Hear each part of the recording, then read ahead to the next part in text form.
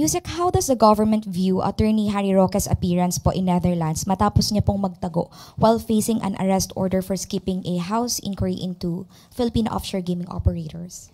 Actually, hindi po. I cannot speak in behalf of the Quadcom, in behalf of the House of Representatives, because it's the arrest warrant, no, ng House ang hindi napapatupad dahil sa pagtatago ni Attorney Harry Roque.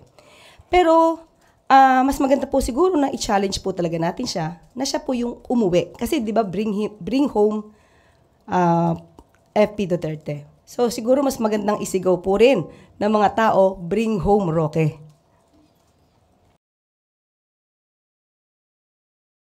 Ma'am, isa rin po sa mga nagbigay po ng statement against the government is former PNP chief and now Senator Ronald De La Rosa. Pinanatan po niya yung pag-arrest ng ICC through the Interpol. Let me quote him, sabi po niya, hindi yan nanggagaling sa competent authority, hindi yan nanggagaling sa local natin, hindi yan nire-recognize natin dahil hindi tayo under sa kanila kaya dapat magkaisa tayo. Ano pong comment na ng Palasyo? Hindi ba competent authority ang ICC sa paningin po ni Senator Bato? Sabi ko nga po, yan ay normal na manggagaling kay Senator Bato dahil isa siya sa maaaring makonsider na co-perpetrator. May takot? On his part? Maybe. I cannot answer for him. Pero tandaan po natin, sa aking pagkakaalam, kung di ako nagkakamali, may narinig na din daw po siya na magkakaroon ng warrant of arrest. Kaya hindi po siya yata napunta sa Hong Kong. Hindi po ba, kung talagang alam niya na walang warrant of arrest issued by a competent authority, matapang po siyang sinamahan ang dating Pangulong Duterte. And as a matter of fact, dapat nga nauna pa siya kay Senator Robin pumunta sa Netherlands. Thank you po.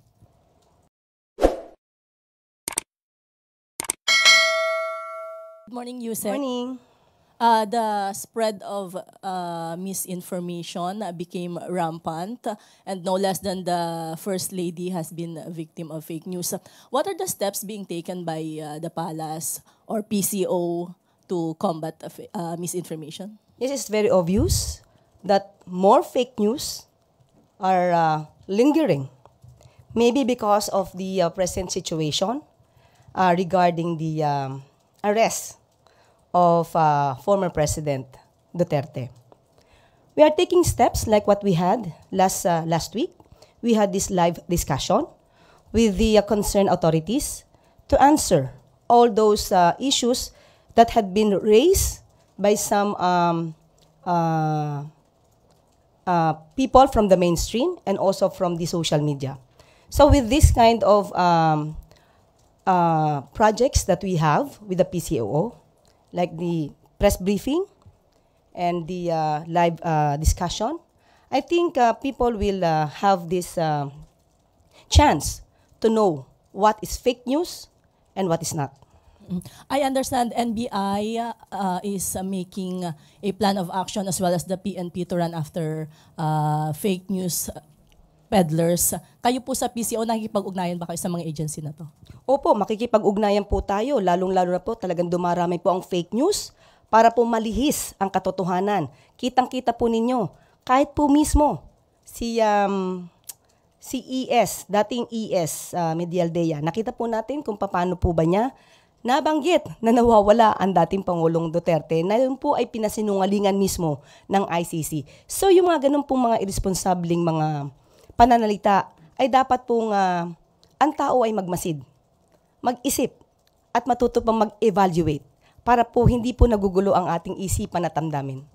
Pero naniniwala po ba kayo it's about time na may masampulan dun sa mga nagpapakalat ng fake news? Pinag-aaralan po natin yan. Follow up to the same question. No. Eden Santos, Net25. Good morning po, Yusek.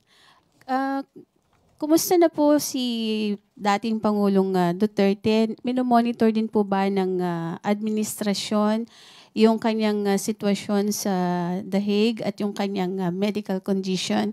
Kasi po nung humarap siya sa ICC, parang medyo kakaiba yung boses niya. Ang sabi po ni Senator Bongo ay parang hindi yata binibigay yung kanyang gamot. Yan po ay kanyang opinion lamang ni Senator Bongo. Unang-una wala po siya doon sa lugar.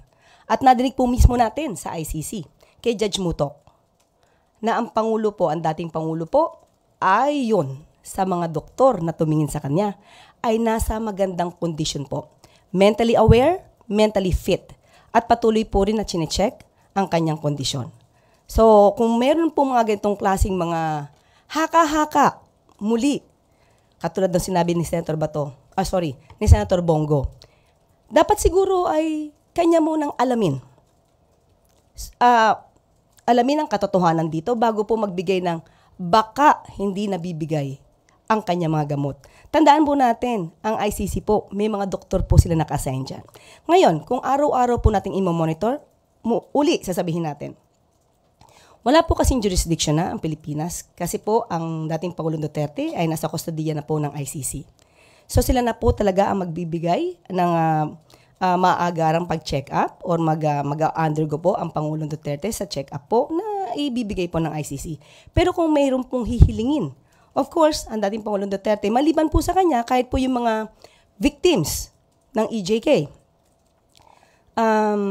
sila rin po ay bibigyan po ng kaukulang tulong kung kakayanin po ito.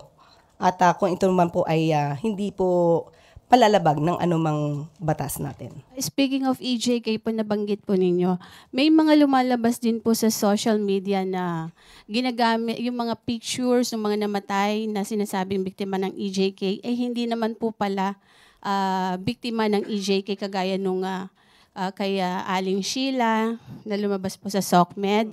Ang anak niya ay namatay under this administration kay Pangulong Marcos. Yun pong yung sa isang doktor, yung father niya, sabi po EJK, hindi naman po pala EJK.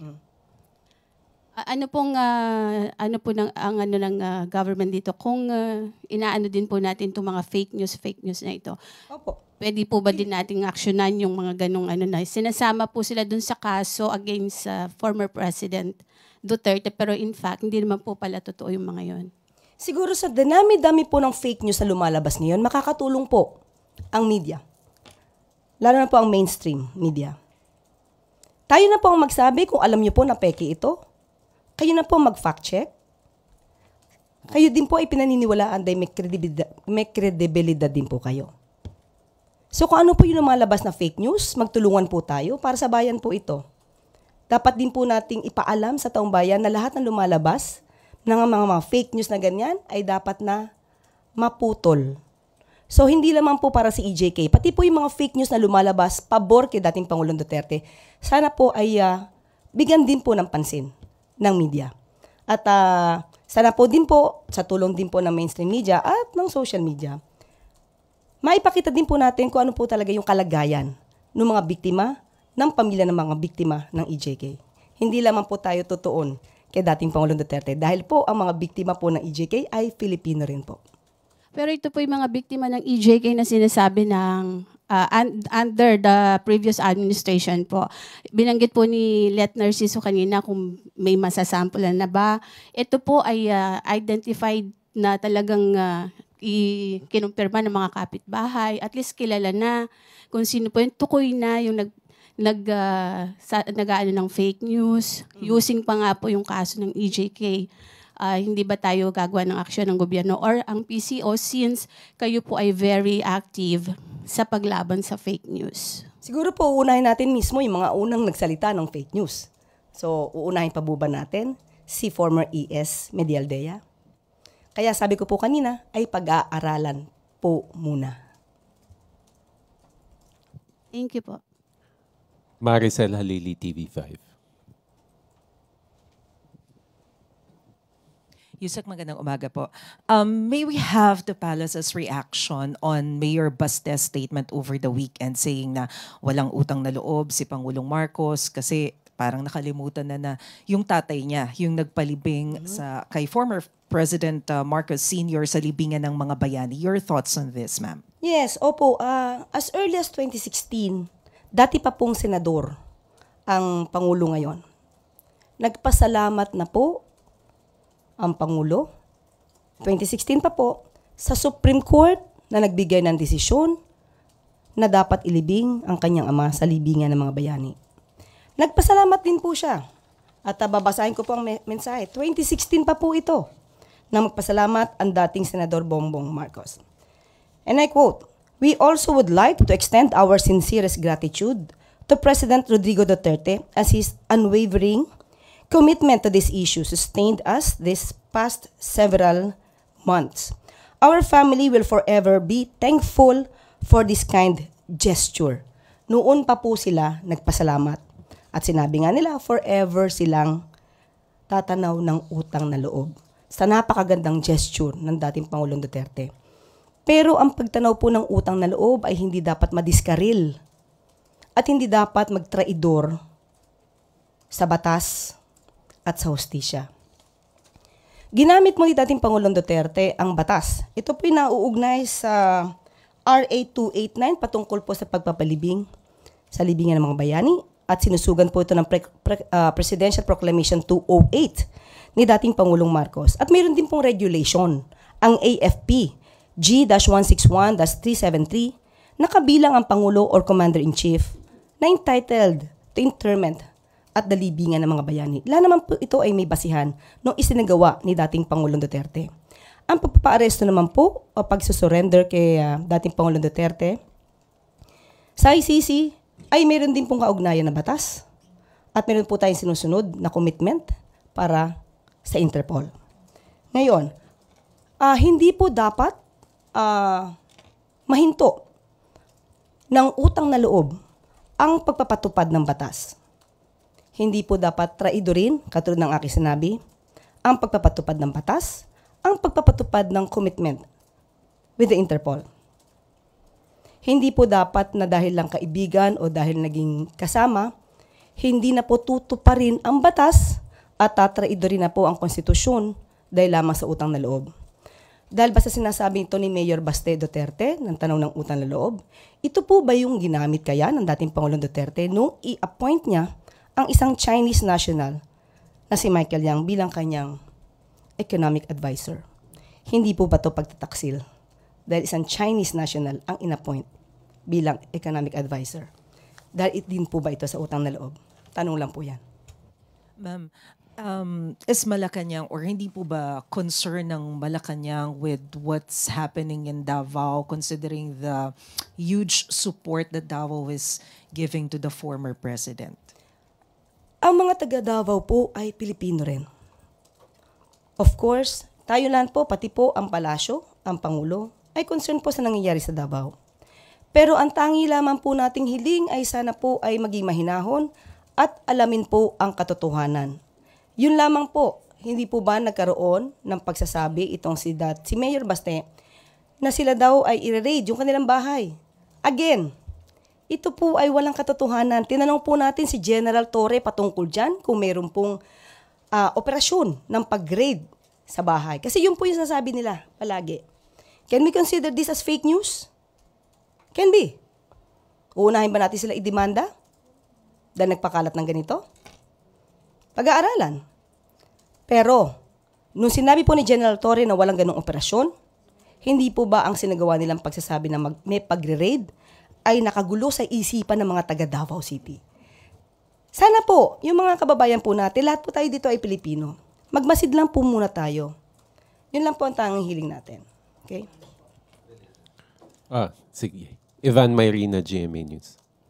Related question, ma'am. Yes po. At what point does the government draw the line between free speech and inciting to some, maybe rebellion or sedition or overthrow of government? Yes. Kasi ho, may mga words were uttered in those many gatherings over the weekend. Minura po ang Pangulo, may mga maanghang na salita. At what point does the government draw the line?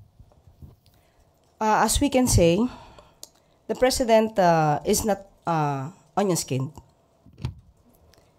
Okay? Usually po, hindi po siya nadadala ng ganyan. Pero, kapag ka po, nandun na po yung elemento ng inciting to sedition, which is, of course, without any tumultuous uprising, but they are encouraging people to sow hatred to the government, to the president, then we have to step up How? by filing cases, complaints. But as of the moment, there's no indication on the part of the president that he will do that.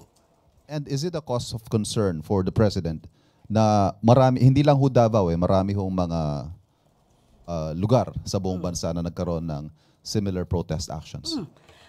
Hindi po natin mawawala sa kanilang damdamin. Kaya po ay normal dahil po may naging pangyayari sa kanilang malamang iniidolo at panatiko po sila ng isang leader.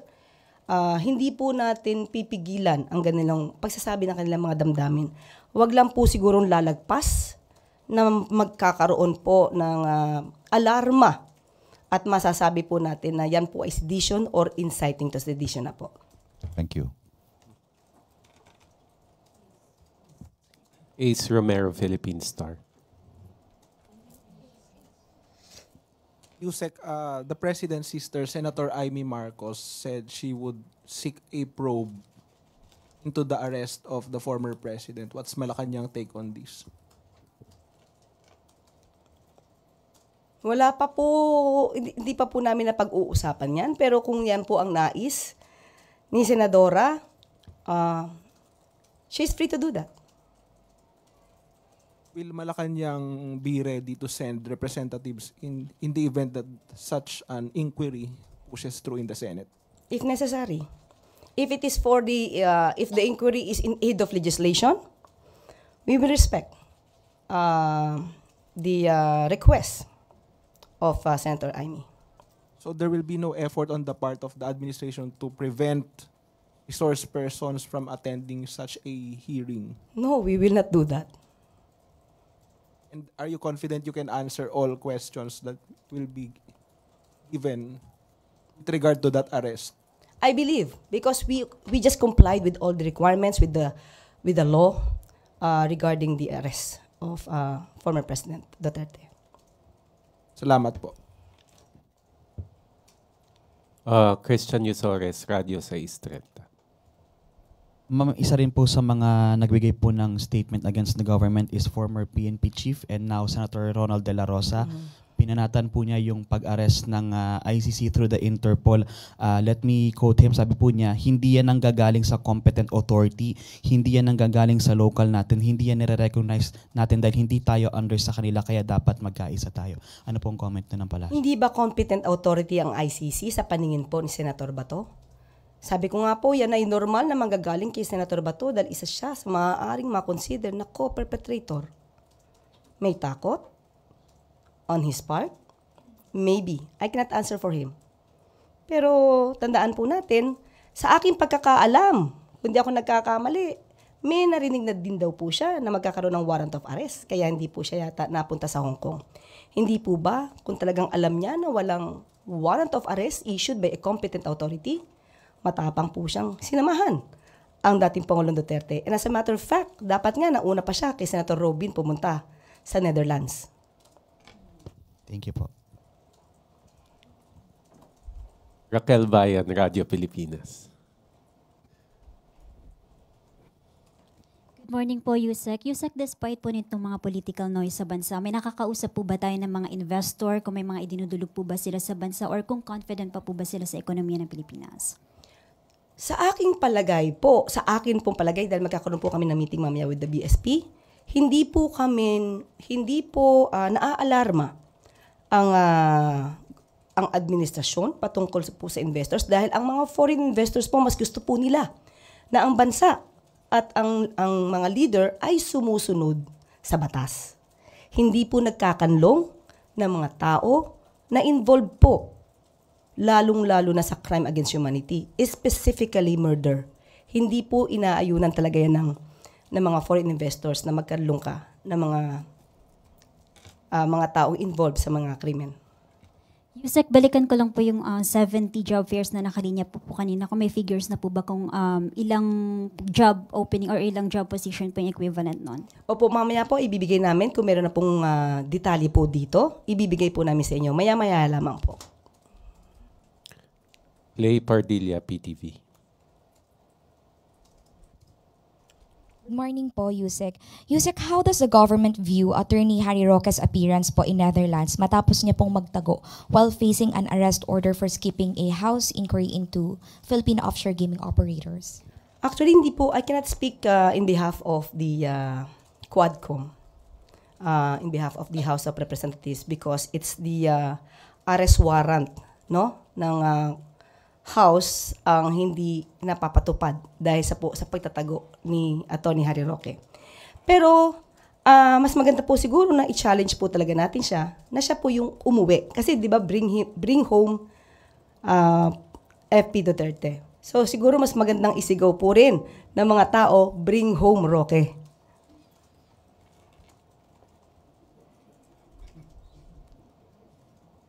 Nel Maribuhok, UNTV.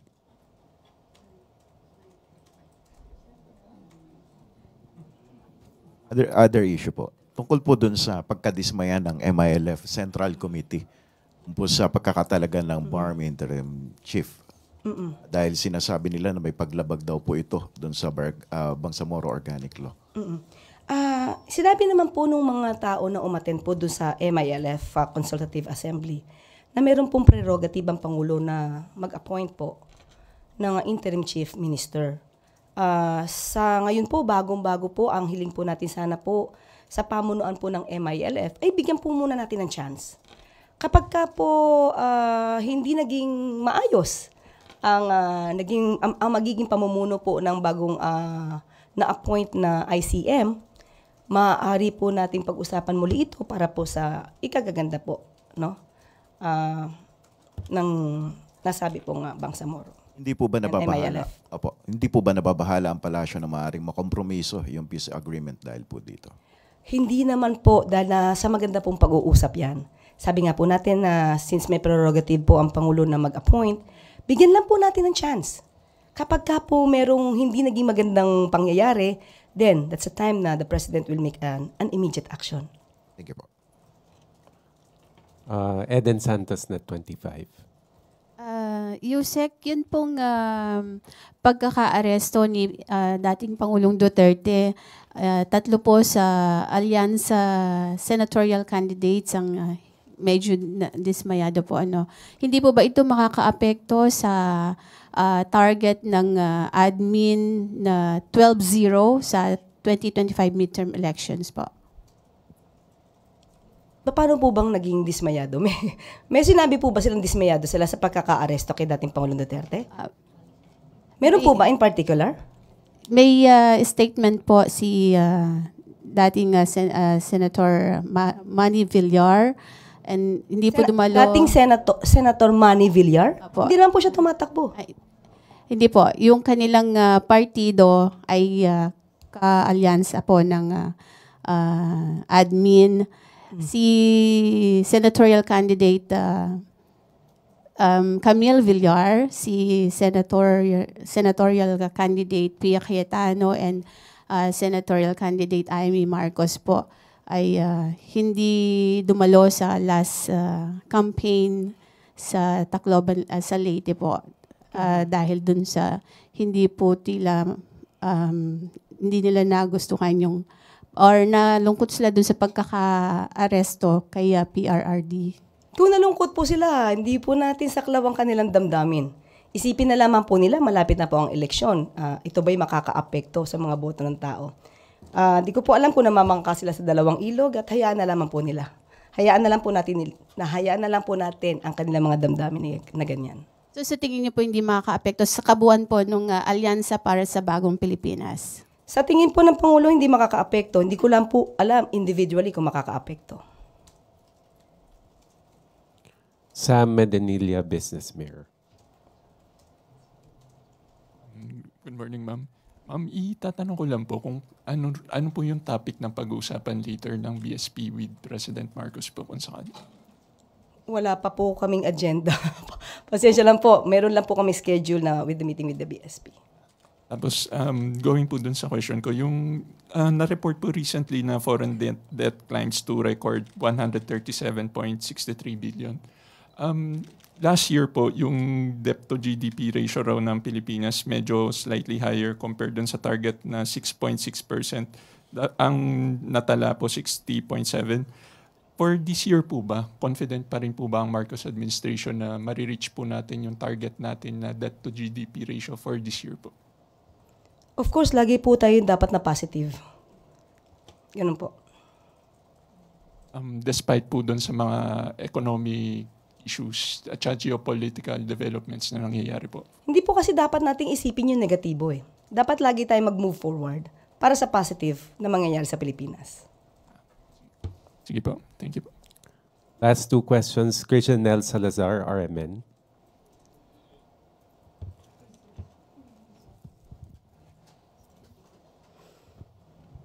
Good morning po, Yusek. Any comments or explanation lang po sa Palace regarding sa 43 cases presented during the ICC hearing? Kasi as the basis of charges against former President Duterte, may mga confusions po kasi sa social media na malayo po yung datos doon sa 30,000 na laging binabanggit ng critics ng Duterte Ad. Okay, kasi po ang nagpresenta naman po ng mga ebidensya ay malamang hindi lahat naman po ng 30,000. So hindi naman po lahat, pag sinabi po natin na 30,000 talaga yun napatay according to the records, kung hindi po naman ito pa nabibigyan ng tamang materyales at pieces of evidence, hindi po ito didinggin. Ang normally po, kahit po dito sa Pilipinas, ang inaakyat lang po na kaso ay yung may mga dokumento na po at masasabi po na may probable cause. Pero yung combined 43 killings po sa prosecutor's case can still constitute po ba as crimes against humanity or may certain required number po para pumasok siya sa ganong kaso? Sa ano na po siguro yan? Sa pag-decision na po yan ng ICC. Wala na po kasi po tayong hawak dito. Yung government po ba nag-initiate din po ng independent investigation dun sa 43 cases before pa mapunta sa ICC? Ang pagkakaalam po natin, nagkaroon po ng pag-iimbestiga mismo sa Quadcom. Pero in particular na ang pamahalaan po ni Pangulong Duterte, in particular ang palasyo, wala po. Maybe po sa DOJ kung nakapagsampa na po ito ng mga kaso, yung ibang mga complainants. Malamang nasa DOJ po yan. Thank you po. Last question, Ann Soberano, Bombo Radio. Yusek, good morning. Pa-expound na lang po, Yusek, sana sa sinabi ni DILG Secretary Remulla na 4 po sila kasama si Pangulong Marcos, Secretary Eduardo Año at Secretary Gilbert Chodoro ang nagplano po para maaresto si ex-President Duterte. Paki-ano na lang po yung circumstances at kasi parang ginagamit po ito, parang tinitwist po yung pagplano at makaliwat ka ng batikos po ang natatanggap ng mga nasabing opisyal. Thank you. Wala naman po dapat ibatikos. Kung nagkaroon man po sila ng pagmi-meeting, dahil ito ay ayon sa pagtulong sa Interpol, wala pong masama. Pero ako po bilang press officer ay wala pong particular, specific na kaalaman kung ano ang kanilang napag-usapan.